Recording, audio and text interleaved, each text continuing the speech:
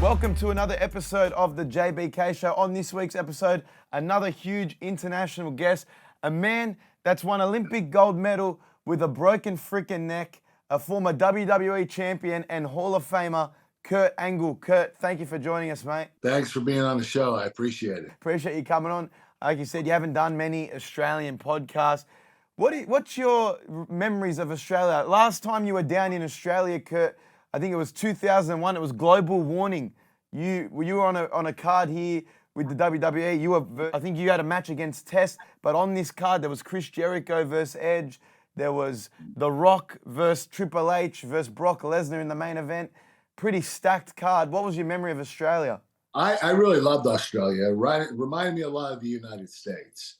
It's just, I think it's a little bit cleaner than the United States. But the only difference between them and us, you guys and us guys, are basically you have different animals down there.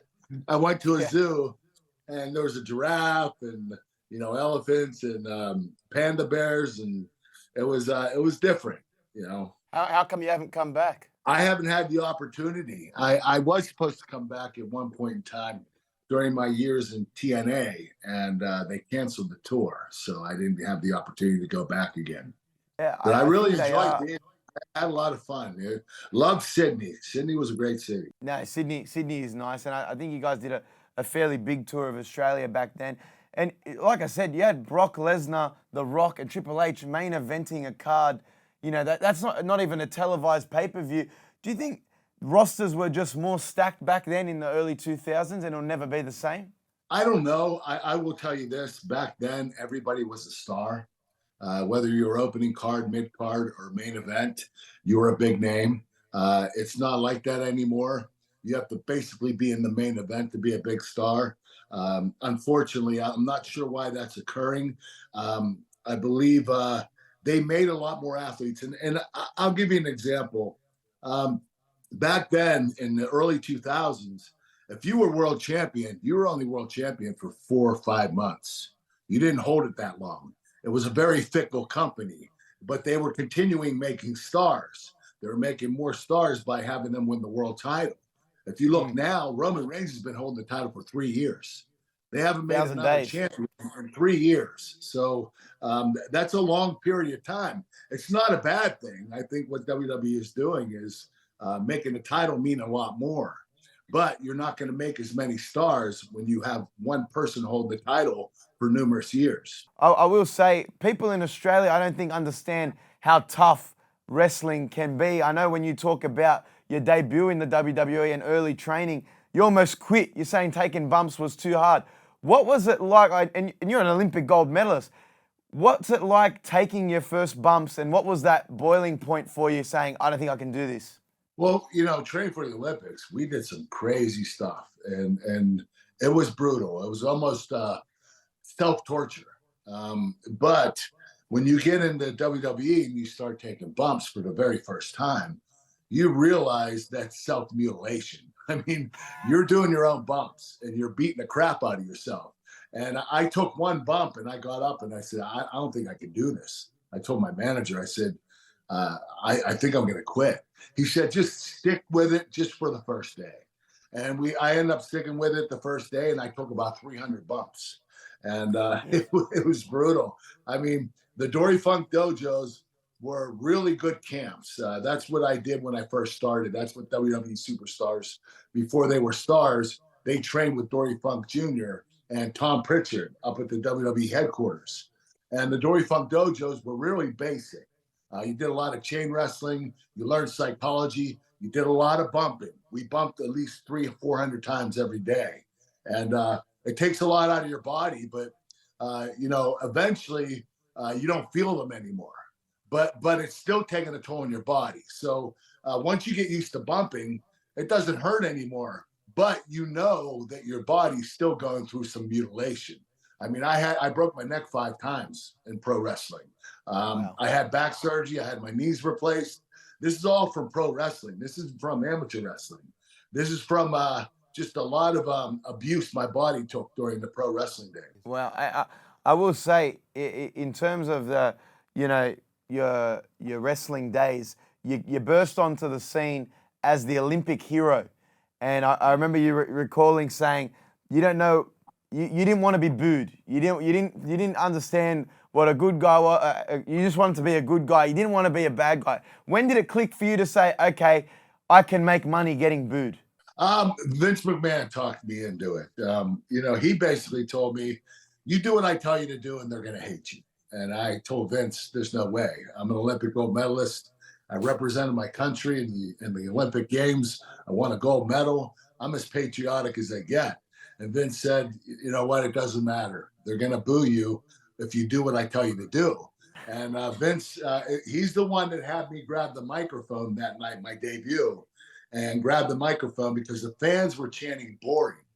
And he told the referee, because the referee has an earpiece in, he told the referee, tell Kurt to knock Shawn Stasiak down, go outside of the ring, grab the microphone, and tell the fans you do not tell an Olympic gold medalist that he's boring. And I did that, and the fans went crazy. They were like, they started chanting boring even louder. And then they were booing me. And then I ended up saying, you don't boo an Olympic gold medalist. I won my Olympic gold medal for you. But Vince was right. All I had to do is tease the crowd a little bit. And it worked extremely well. I was the top heel in the company my rookie year. There was nobody more hated than I was. And I doubted Vince McMahon, but he was right. It wasn't that hard for me to do that. And I think it's because the fans knew I won a gold medal, but I didn't prove myself in pro wrestling yet. And I think that's why they kind of backed off and said, we'll see how this kid does. And, and Vince McMahon just being brilliant, the psychology of everything, of how he got the fans to boo me was incredible.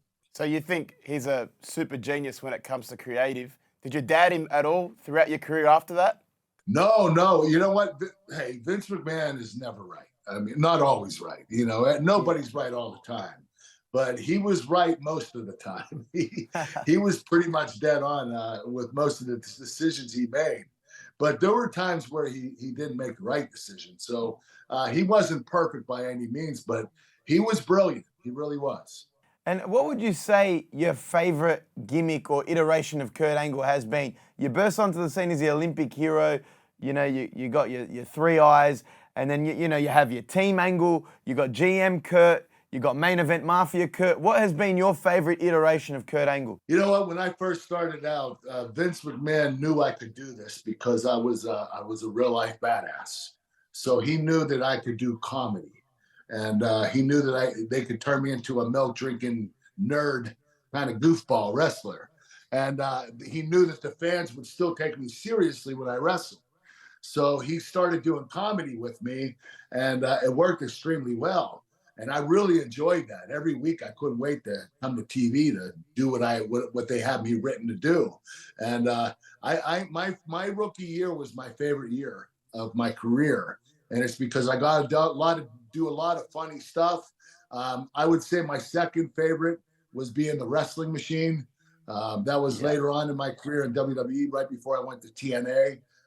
But those two eras, I absolutely loved. With the wrestling machine, do you have a lot of input on that? Did you go to creative and say, I like embracing me being this Olympic wrestling machine. I want the mouth guard in. How much input did you have on the wrestling machine, Kurt?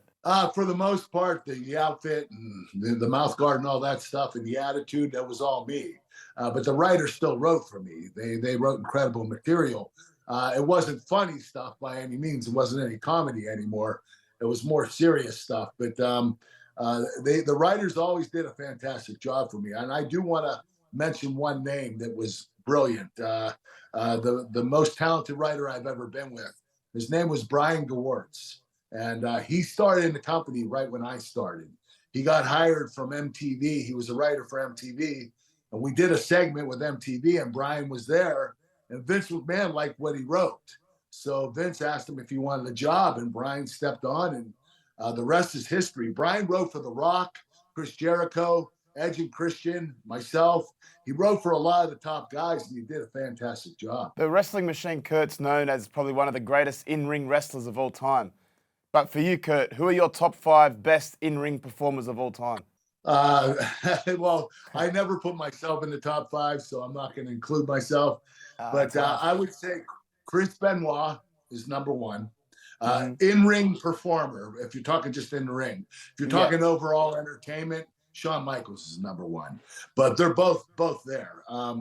Shawn Michaels, Chris Benoit, Eddie Guerrero, Undertaker, and Stone Cold Steve Austin. Austin, surprisingly, was a really good ring general. He was a great leader in the ring. He knew how to improvise. He, like, our match would be planned out, and he would change it right in the middle of it and go back to what we had planned. Like, he was really smart in the ring.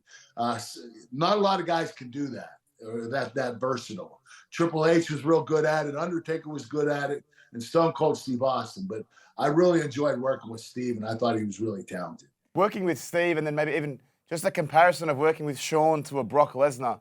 Are you the only wrestler that can kind of go into those matches and wrestle 2 different types of matches, whether it be with Brock, a heavyweight, or Shawn Michaels, more of a, a high flyer? You know what? My biggest gift was my versatility. I could have a great match with just about anybody. And I'm not bragging about that. It's just true. I had incredible chemistry with just about everyone. And that's a good thing. In pro wrestling, if you're versatile and you can have a great match regardless of who you're wrestling, that shows how talented you are. And, not that I want to toot my own horn, but I did a pretty damn good job of having some great matches. I was probably more consistent than anybody else at having 4 or 5-star matches. Definitely. And I mean, Kenny Omega recently came out and said he watches you when he wants to learn from pro wrestling. He said in the dream match between you and him, you would go over. Is there anyone that you look back on now and say, I wish I had a match with them? Bret Hart. I would have loved to have a match with Bret Hart. He reminded me of myself. Very technical. He was a great athlete. He was the guy in the 1990s. He was the man that basically was the best wrestler on the planet. And I missed him by about a year. He ended up going to WCW, and I came into WWE a year later. So we never really crossed paths. And he got injured in WCW and his career ended. So it was unfortunate, but I never got a chance to wrestle Bret, and I always wanted to. That would have been a 5-star match.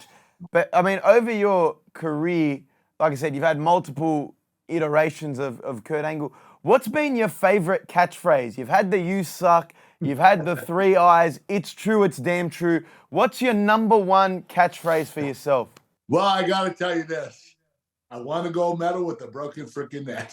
That's my favorite. That's the one that people listen. When I'm walking down the street, first thing that somebody says when they recognize me, "Hey, I want to go metal with a broken freaking neck."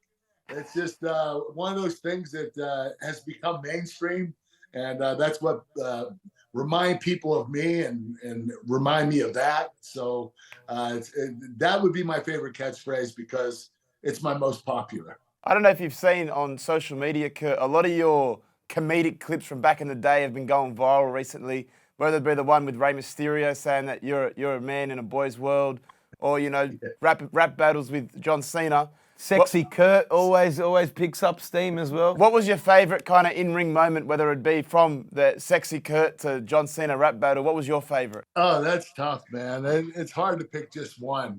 I even did a lot of subtle ones. Not that I can remember all the things that I did, but the one with Rey Mysterio, that was brilliant. Brian Gewirtz came up with that, all the material for that. I have to give him credit for that, but I did actually perform it, so it was pretty funny. That's what I really enjoyed about pro wrestling, is that I could show my talents other than just getting in the ring and wrestling. I could show that I was funny. I could show that I was intense. I could show that I was, emotional. Wrestling is about emotion. That's how you capture the fans. And what you need to do is you need to either have them care about you and like you or hate your guts. But either way, as long as they care, you're doing the right thing. Well, if you look at the roster today, Kurt, I feel as though they don't really make an ass of themselves as much as probably what wrestlers did back in the day. I don't know if they're a bit nervous. Is that you see as a problem? Maybe what limits them being superstars? The hard part about pro wrestling is a lot of wrestlers feel like if they do anything too funny or too goofy, the fans won't take them seriously, and they won't be taken. Look like a real champion, or to have the ability to be a champion. So a lot of guys, like, if you say, "Hey, do this funny skit," a lot of guys say, "I'm not doing that crap. I'm a serious wrestler," and I never did that because I always liked the challenge of doing different things and doing comedy. I really enjoyed doing it. I love the way the fans responded to it. Whether I had to make an ass out of myself or not, I enjoyed doing that. And I did it on behalf of the fans. I wanted to give them things to remember, moments to remember. My favorite moment of all time was driving the milk truck into the arena and spraying down Stone Cold Steve Austin and Stephanie McMahon, the Alliance, with milk. That was my greatest moment. And that's what a lot of fans remember me the most by. And it's these moments that, the fans, when I go to appearances now and I do autograph signings, they say, "Card man, I loved you so much growing up. I hated your guts, but I loved you because you were so entertaining. And thank you for what you did for my childhood." That is the greatest feeling in the world. I just did an appearance 2 days ago, and so many fans came up to me. You know what's crazy? They also said, "Hey, I'm showing my kids your matches on Peacock. I'm showing them how good you were, and I want them to remember you as well." So, there's these young fans that come up to me and ask me for my autographs, saying, "Kurt, I watched all your material. I'm a big fan of yours. I'm only 10 years old, but I would love to have your autograph." That's the greatest feeling in the world. Yeah, I mean, it makes you kind of live forever with your legacy. You created memories in the ring. That's what you want. Yeah. Yeah, that's what And you want. and You wanna outside have of the that ring, all the legacy. way up until your Hall of Fame, where you drenched yourself in milk for the speech. We're going into your Hall of Fame speech.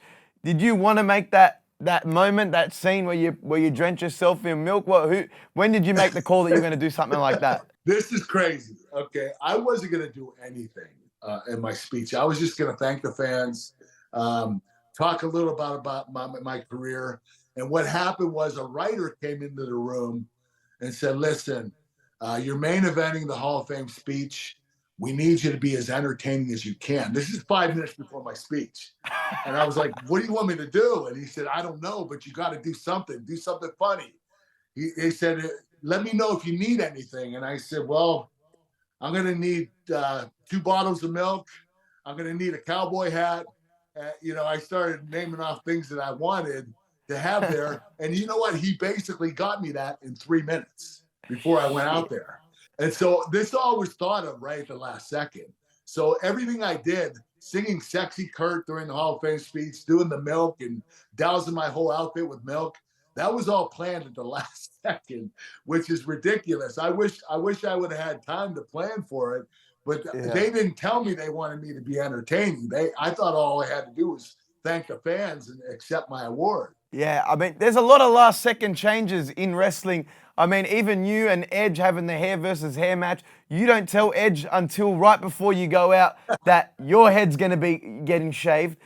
What were some other crazy last-minute changes that happened in your career?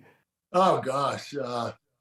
I'll tell you this. The night I was supposed to lose the world title to Brock Lesnar, it was at SmackDown the week before WrestleMania. I broke my neck in South Africa, and I came back home.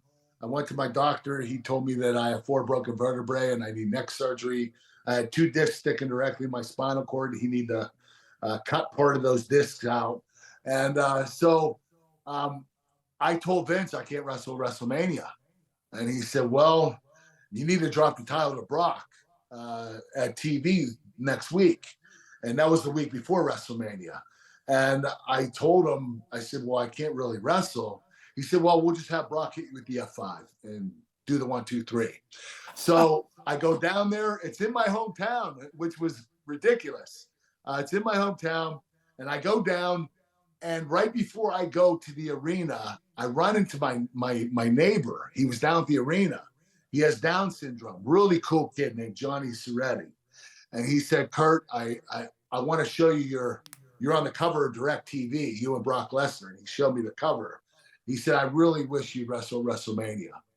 And I started crying. The kid made me cry. And so I went to Vince when I got to the arena, and I told him, I want to wrestle WrestleMania. He said, yeah, but your neck is broken. I said, I don't care. I said, I'll get the doctor to clear me. My doctor, back then, there wasn't as many liabilities. So I was able to get away with it. You can't do that now. But I told him I would call my doctor and get approved. So Vince said, well, if you can do that, then what I'm going to do is I'm going to have you beat Brock tonight with the match, because we already planned it on TV. And that's when my brother Eric and I did a switch. I don't know if you guys saw that. Yeah. Yeah. But Brock, he attacked me, beat me up. And then Team Angle came out and diverted Brock, so his attention was toward them. And my brother Eric rolled in the ring, and I rolled out of the ring. And then Brock hit with the F5. And when he went to cover him, he noticed it wasn't me, and he got up. So he didn't pin him. And then I snuck up behind Brock and rolled him up 1, 2, 3. So we continued the match so that he had to wrestle me at WrestleMania. So the match was already booked. Brock was supposed to beat me, but I decided I wanted to wrestle WrestleMania. So I beat Brock at that match, and then we went on to WrestleMania. So this was the last second thing. And this is how wrestling is. It's ridiculous. But how did Brock feel about that? Oh, he was ecstatic because he was going to beat me at WrestleMania. So he was cool about that. I was supposed to beat Brock at WrestleMania. I was supposed to have a long title reign. And but when I broke my neck, Vince McMahon decided, I'm going to be taking a break, so I need to give up the title to Brock. That year at WrestleMania, you did main event against Brock Lesnar. That was the only time in your career that you did main event? Did you think that you were going to get more main events after that? Because it is such a prestigious thing going on last. I mean, and you look at the last decade as dominated by Roman Reigns. Is that the best thing to do in wrestling, to main event Mania? Yeah, you know what? I co-main evented. You're right. When you go on last, that's pretty much your main event. But you have 2 world title matches at WrestleMania. So one will be in the middle of the show and one will be at the end of the show. I was fortunate enough to main event at the end of the show against Brock Lesnar. And I also co-main evented WrestleMania 22 against Randy Orton and Rey Mysterio, and also WrestleMania 20 against Eddie Guerrero. But I didn't wrestle last, so you're right. I didn't technically main event WrestleMania, but I still co-main evented WrestleMania. But I wish I would have been able to main event WrestleMania more. The problem was I was injured so much, and I left the WWE because I had a painkiller problem, and in 2006, so that shortened my career significantly. I was only in WWE for 6.5 years, my first time, and I ended up going to TNA Impact Wrestling for 11 years. So I almost wrestled more than double in TNA than I did in WWE, and I actually had a better career in TNA too, which a lot of fans didn't watch TNA. It's unfortunate, so they didn't really get to see me at my best. But I came back to WWE in 2017, and I got inducted to the Hall of Fame. And the crazy thing was, I wasn't done wrestling. I really believe that WWE felt that I was a liability because of my painkiller problem and my injuries. And I believe that when they inducted me into the Hall of Fame in 2017, I wasn't retired yet. Usually you get inducted when you retire. And so they inducted me, and I told Vince, I'm not done wrestling. He said, it's okay. We'll eventually have you wrestle. So I think they were seeing how I would pan out if I was going to stay clean, and would I show up on time and do all the things I needed to do to make sure that they felt that it would be safe for me to wrestle. They even made me a general manager for 9 months. And when they did that, unfortunately for me, I stopped training in the ring. So when you're 52 years old and you stop training in the ring for 9 months, your body gets arthritic and you start slowing down, things start getting tight, and I lost it. I lost a step. And by the time I started wrestling again, it wasn't the same Kurt Angle. And to me, I felt really badly about that. So I decided to retire early because I didn't want the fans to remember this Kurt Angle. I wanted them to remember the old Kurt Angle. And I didn't want to have any more matches because I did lose a step. And it's not WWE's fault. I know they wanted to make sure I was going to stay clean and stay healthy, but they should have had me wrestle first, then be a GM second, and then get inducted to Hall of Fame third. That's what they should have done, but they did the opposite. I agree. I still think you had a great run to finish off your career in WWE. It was you had some quality matches, the reuniting of the Shield and whatnot. But even just looking at your in-ring pedigree, like you said, you were so versatile. You were known for probably the most graceful moonsault in wrestling. You could backflip with the best of them. One that I remember so vividly and I watch all the time is your moonsault off the steel cage and missing Chris Benoit. There's a point in time there where the people on commentary, I think it's JR, Paul Heyman, and Stone Cold, they all look and you're just floating in the air. It's like time stops. What do you remember from that moonsault, and what was the reaction backstage when you got backstage? This is ridiculous. You're going to love this. So Chris Benoit and I, we're moving up the ranks. We're moving up pretty fast. And we're in the main event, but we're still not working with Stone Cold Steve Austin. So him and I decided to have this match. We wanted to blow away Stone Cold. We knew he was going to be out there watching. We figured we're going to show off for him, show him what we can do. So we're doing all this crazy stuff. I'm doing the moonsault off the top of the rope. He's doing the diving headbutt from the top of the cage. I end up giving him a German suplex from the top of the rope, which was crazy. You don't do that. And Steve Austin, when we got done, we came backstage, and he went to Vince and said, "I'm not working with either one of these crazy bastards." So he was like, we actually scared him. You know, we scared him away that he didn't want to work with us because we were doing so much crazy stuff. And, fortunately, Steve was a cool guy. It didn't take long for him to change his mind. And then we ended up, having programs together. But it was kind of funny that the first impression Steve had on us was like, I'm never working with these guys in a million years. And it was ridiculous. Was that one of your toughest matches? I mean, you had the Iron Man 60 minutes with Brock, steel cage, Hell in a Cell. What was your toughest match of all time? Oh, the Iron Man's with Brock. And for many reasons. It's 60 minutes. Brock's a fierce competitor. He's intense. He's a beast. He's strong. He's always in shape, top condition. But not only that, but the night before that match, my sister died of a heroin overdose. And I was not in the right frame of mind when I had that match. Actually, the WWE told me to not wrestle. They said, let's just forget about it. And, I thought my sister's going to want me to do this. So I'm going to go forward and do this. And they said, you don't have to. Just take the night off. You'll be okay. And I said, no, I don't want to take the night off because I want to do it for my sister. And so it was a really emotional night for me. And Brock Lesnar did such a fantastic job.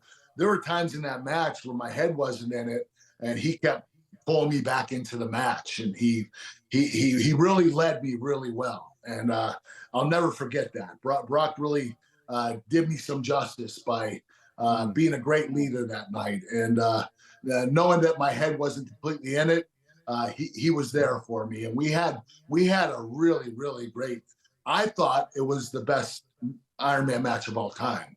And the reason I say that is because everything worked incredibly well. The fans loved it. It was an intense match. And we had 7 pinfalls. We didn't have 9 like The Rock and Triple H. We didn't have 0 like Shawn Michaels and Bret Hart. We were right in the middle. And I think we had the right amount of finishes for an hour. And that's why I think that was the best Iron Man match of all time. You and Brock had a close relationship in WWE.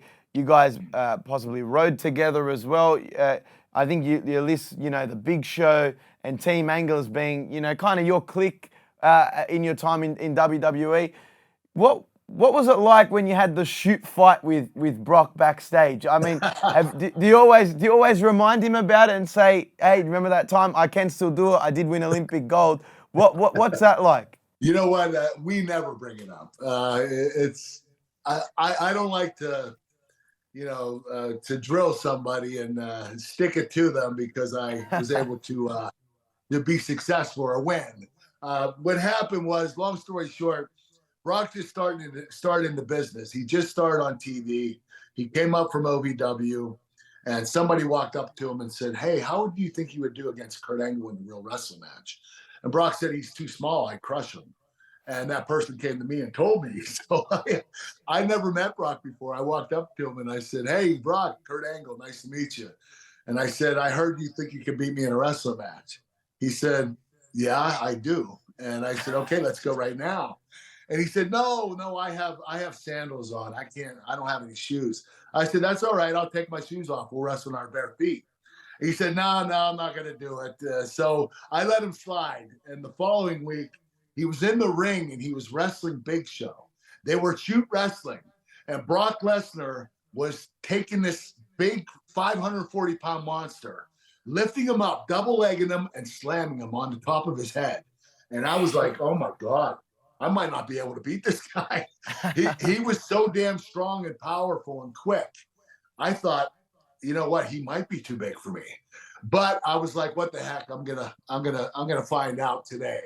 So when they got back up to do another round, Big Show was facing me. He was on the other side of the ring facing me, and Brock's back was to me. And I said, "Big Show, get out." And he said, "Oh, okay, I'll get out." And I walked up to Brock and tapped him on the back. And I said, "It's time to go." He was like, "Oh, shit." So we went, but I'll tell you this. I didn't crush him. I didn't dominate him.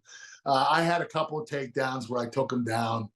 He didn't take me down at all, but it was a really close match. Did I win? Yes, but I didn't, rumors are that I crushed him and I beat his butt and I embarrassed him. That's not true. Brock is too good and too talented to get crushed or dominated by someone. And he proved it that day. He could go neck and neck with me, and I thought that was really impressive, even though he probably weighed about 80 pounds more than I did. I mean, people would have paid money to see that, Kurt. But I also want to ask, recently you also said that you were surprised that WWE never made a play for a superstar like Kenny Omega. Is there anyone that else comes to mind that maybe even you've wrestled that you were surprised that WWE never went after and offered him a contract? The only person that really comes to mind is Kenny. I'm trying to think of somebody as special as Kenny that never got the chance.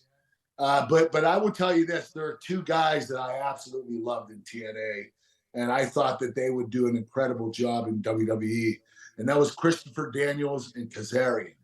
And those guys never got the opportunity, and I'm not sure why not. Also, a guy named James Storm. He was really, really good. Great promo cutter, great in the ring. WWE tried to sign him, and what happened was he decided to hold out for more money. And WWE was like, "Okay, we'll pass on you." And he's like, No, I didn't mean that. And they're like, "Too late." So it was one of those things that he got a little greedy, and unfortunately for him, they didn't hire him. I think that's true. He had a little stint there in NXT. And funny enough, I think AJ Styles' entrance music was originally James Storm's from memory. But you also had a little bit of a run-in with Gable Stevenson in 2022. You recreated the milk truck and you sprayed milk all over American Alpha. What was it like working with Gable Stevenson? Is he the next big thing as an Olympic hero in wrestling? I think he has the ability. I talked to his trainer that's training him, and he said this kid's picking it up so quickly. He is an incredible athlete. The question I have is, will he be entertaining? Will he be able to cut promos? Will he be able to act? Will he be able to, have an interesting character? Obviously he's going to be an Olympic gold medalist, but what else is it about him that people are going to be drawn to?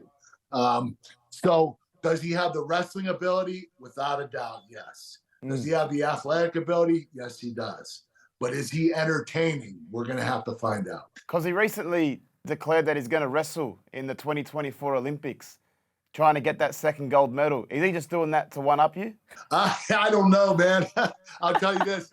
When I won my Olympic gold medal, I retired because I didn't want to do another match. I put so much pressure on myself that I took the fun out of wrestling. It became a job to me, and I was really hell bent on winning the Olympic gold medal, and nothing else mattered in my life. That was my focus, and it got so bad that I didn't enjoy it anymore. I actually hated it, and so when I won the gold medal, I was like, I'm done.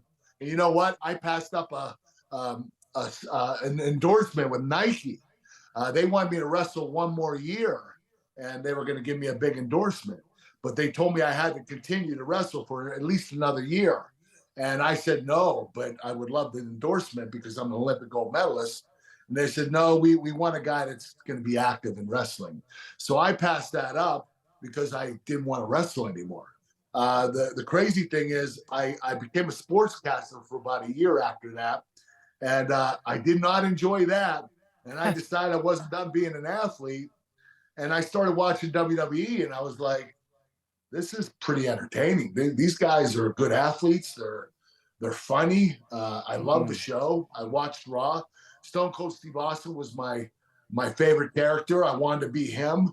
It's crazy because I was the complete opposite of Stone Cold when I started on TV. But that's what I wanted to be. I actually wore a black vest, just like Stone Cold when I started. Like, they were like, Angle, no, you're not Stone Cold. You're going to be something else. And I was like, I want to be Stone Cold. I want to be him. So he had a lot of impact on my career. If Gable's wrestling at the Olympics, should we not expect him to debut on the main roster then till at least after 2024? Yeah. I'm not sure why he's holding off. I do believe he wrestled. I'm not sure if he wrestled at the U.S. Open or if it was the World Championships. And I was surprised because I thought he was going to retire right after the 2020 Olympics. And he didn't. And here he is. He's under contract with WWE. And he's been under contract for 2 years now. And obviously the WWE wants him to keep going. So it's not just Gable Stevenson that wants to win that gold medal. The WWE wants him to win that gold medal too, because they're literally paying him right now as he's training amateur wrestling for Olympic gold medal. The WWE has him under contract. So they're literally paying this guy money, big money right now. So if that's their choice, more power to them. I want to hit you with some quick fire questions, Kurt. It's about the current day, the current roster. Who do you think is the favorite to win the Money in the Bank? I like that LA Knight. I think he has the ability. I worked with him in TNA, really talented individual. And he did he has morphed himself into an incredible looking individual. I mean, his arms are like 20 inches now. He's huge. But he has a great look. He's a great talker. I think it's going to be him. I get around LA Knight. He's very entertaining. I hope he wins the Money in the Bank. And look, they've just unveiled the new undisputed champion. Seth Rollins just got crowned the new world heavyweight champion. What are your thoughts on the new title designs? I mean, it's different. You know, it's flashy. I like the Eagle title, the first title I won. I'm more traditional. So unfortunately for me, I'm not enjoying this new world title, but I think it looks pretty cool. Yeah, I like Kurt holding the old undisputed title as well.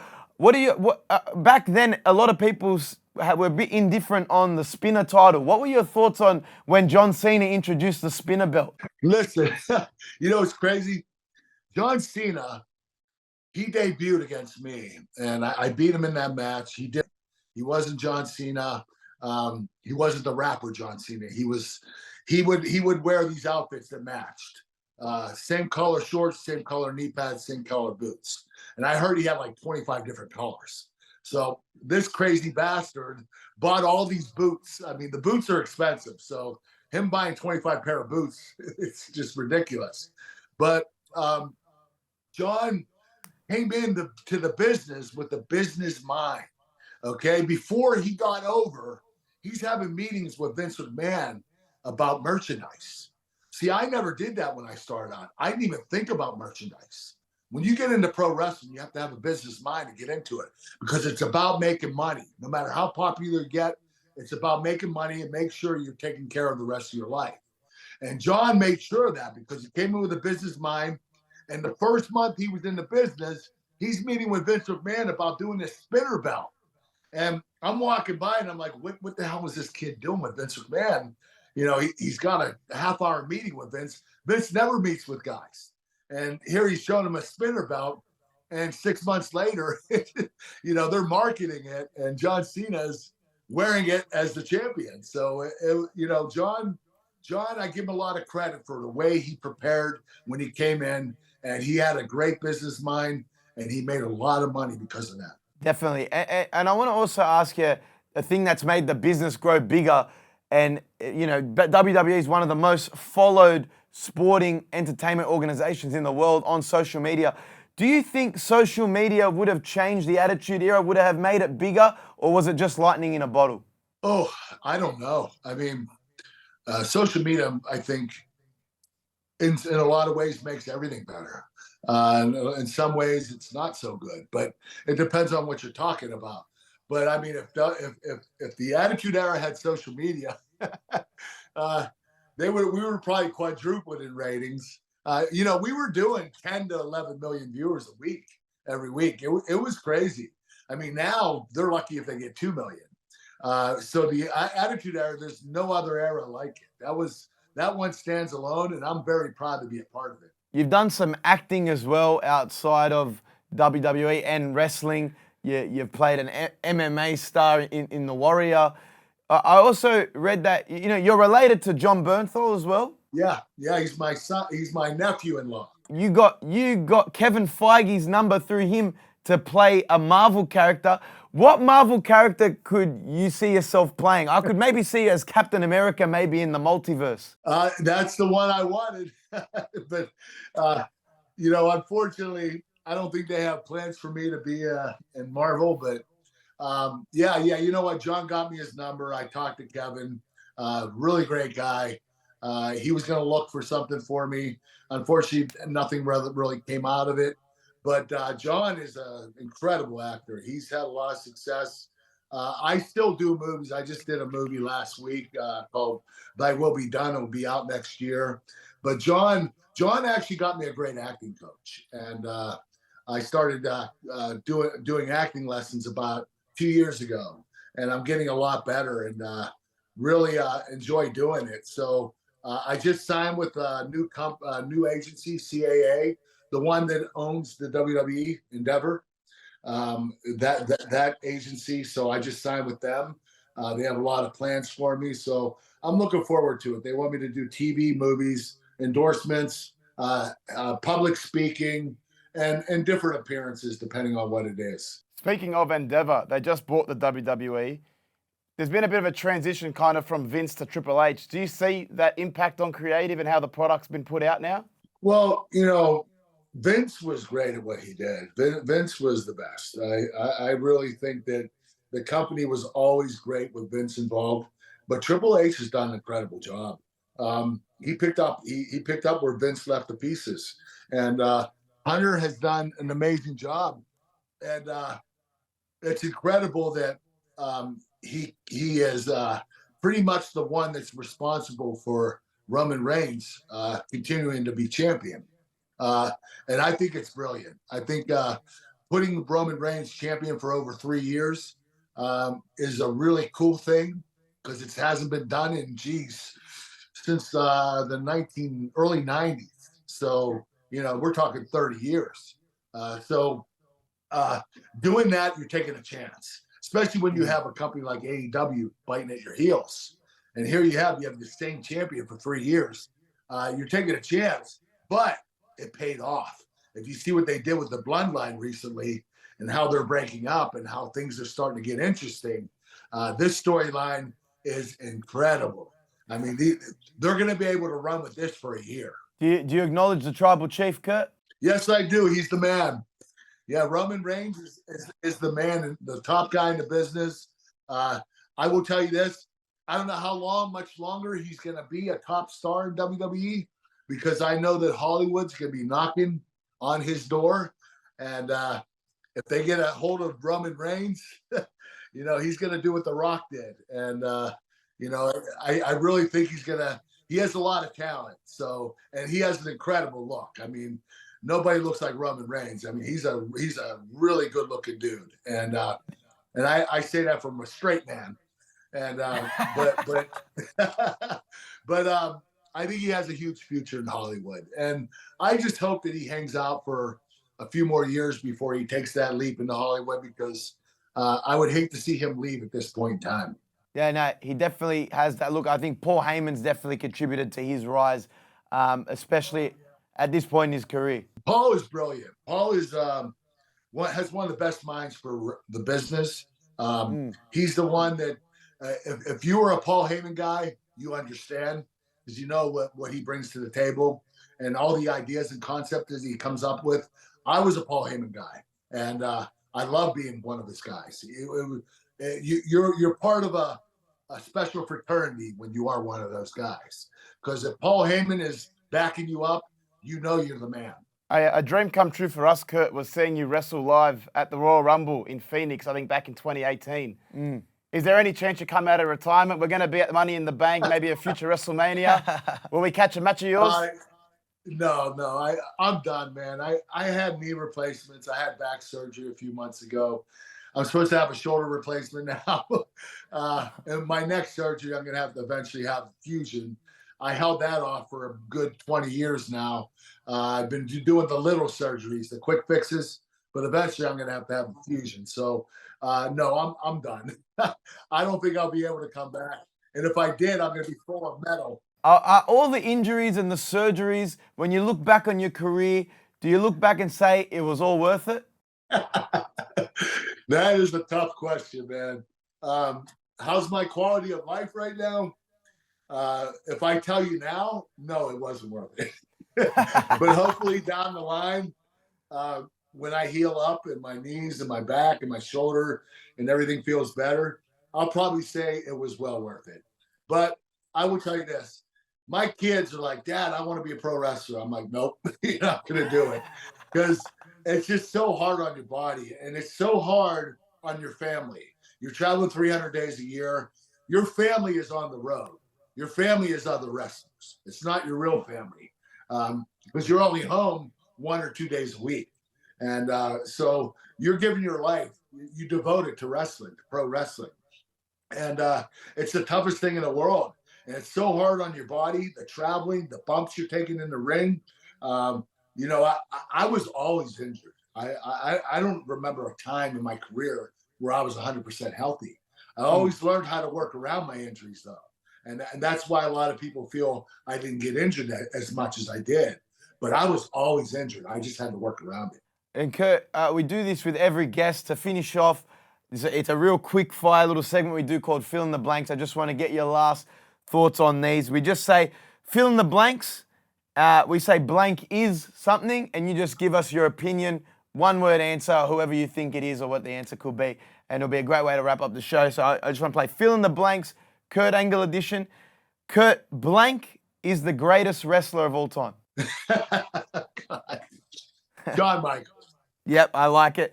Blank is the best on the microphone. Oh, man. I'm going to go with Stone Cold Steve Austin. Yeah. But seeing a close second. I got to agree. We love the rattlesnake. Blank was your biggest mentor in WWE. Tom Pritchard. He was a huge mentor of mine. He's the one that taught me wrestling when I first started, and I have to give him credit for that. And blank was your favorite WrestleMania match. Oh, Shawn Michaels again. You know what? Shawn's always a part of everyone's list. Every person you're going to talk to is going to bring up a Shawn Michaels at one point or another, and rightfully so. He has done so much for the business, and he continued to. He was able to wrestle for over 30 years, and to be able to do what he did in that amount of time is just amazing. Kurt, I got to say, we really appreciate your time. Thank you for joining us on the JBK Show. It's a dream come true to even converse with the Olympic gold medalist, a man that won it with a broken freaking neck. I'm sure we'll cross paths over in the States at some point in time, but keep inspiring. And we love the show, the Kurt Angle Show. And yeah, mate, please, if you're ever in Australia, you know who to call. We'll have you over for a barbecue. You got it, guys. Thanks, Kurt. And You'll be the just to first let you ones know, I call. just to let you know, I did pre-order your whey protein. So Yes. I'm getting that in. Nice. All right, man. You're gonna love it. It's the best tasty protein on the market. Kurt, mate, I appreciate your time. You're an absolute legend. Definitely stay in touch, but thank you so much for jumping on. Thanks, guys. I appreciate it. Awesome. Take it easy, Kurt.